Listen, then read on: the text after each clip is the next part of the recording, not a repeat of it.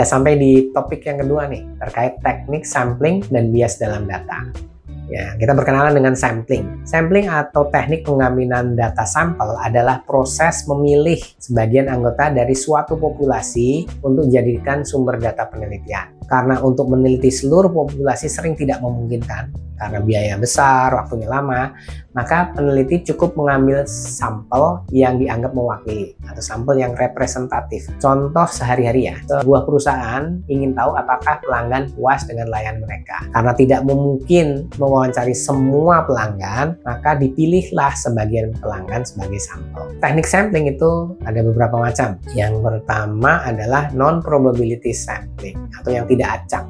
Non-probability sampling adalah teknik pengambilan sampel di mana tidak semua anggota populasi punya kesempatan yang sama untuk dipilih. Pemilihan responden biasanya didasarkan pada kemudahan akses atau kriteria tertentu, jaraknya, waktunya, gitu kan, bukan secara acak. Teknik ini sering digunakan saat waktu dan sumber daya terbatas. Contoh dari non-probability sampling atau tidak acak ya, yang pertama adalah convenience sampling. Sampling atau sampel kemudahan, memilih responden yang paling mudah dijangkau oleh penelitinya. Contoh sehari-harinya, seorang mahasiswa ingin meneliti minat baca, lalu mewawancarai teman-temannya di kampus karena mereka mudah ditemui. Atau pada saat satu perusahaan ingin mengetahui minat belanja, maka survei dilakukan pada pengunjung mall yang sedang lewat. Itu yang pertama. Yang kedua kita sebut namanya, selain convenience sampling, adalah purposive sampling, ya, sampling yang bertujuan. Maksudnya apa? Memilih responden berdasarkan kriteria tertentu yang sesuai dengan tujuan penelitian. Contoh sehari-harinya, peneliti ingin mengetahui dampak digitalisasi pada UMKM. Maka yang dipilih adalah UMKM yang sudah menggunakan platform online, ya, marketplace, e-wallets, dan bukan semua UMKM. Karena ada juga UMKM yang belum menggunakan platform online. Nah, itu artinya apa? Dipilih berdasarkan kriteria yang tertentu. Uniknya dalam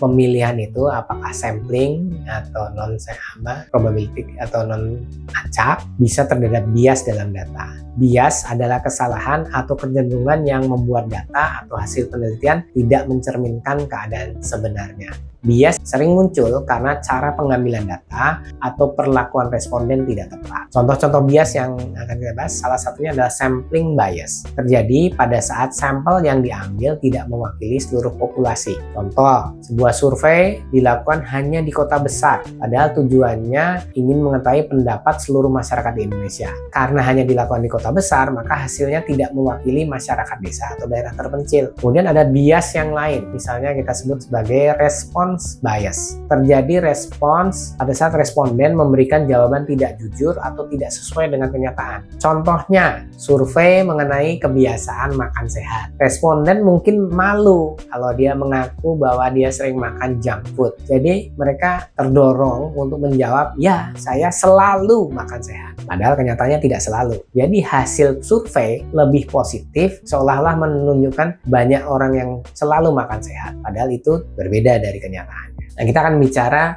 bahwa teknik sampling atau bias itu bisa terjadi misalnya dalam survei kepuasan pengguna LRT Jabodebek. Pemerintah itu ingin mengetahui seberapa puas masyarakat terhadap layanan LRT Jabodebek yang baru beroperasi. Tim peneliti kemudian menggunakan convenience sampling, yaitu mewawancarai penumpang yang sedang berada di stasiun. Cara ini dipilih karena praktis dan cepat, walaupun tidak semua jenis penumpang bisa terwakili. Dalam proses pengumpulan data, muncul beberapa potensi bias. Yang pertama, sampling bias terjadi karena survei hanya dilakukan di jam sibuk, pagi saat orang berangkat atau sore pada saat pulang, ya. Sehingga penumpang di luar jam tersebut tidak ikut terdata. Itu sampling bias. Yang kedua, response bias. Response bias bisa muncul karena sebagian penumpang merasa sungkan atau segan menjawab jujur saat diwawancarai oleh petugas berseragam. Ketiga, selection bias. Selection bias terjadi karena penumpang yang sedang terburu-buru biasanya menolak untuk ikut survei, sehingga respons yang didapatkan lebih banyak dari penumpang yang santai atau punya waktu luang. Kasus ini menunjukkan bahwa pemilihan teknik sampling yang tepat dan pengendalian bias sangat penting agar hasil survei benar-benar menggambarkan pengalaman semua pengguna LRT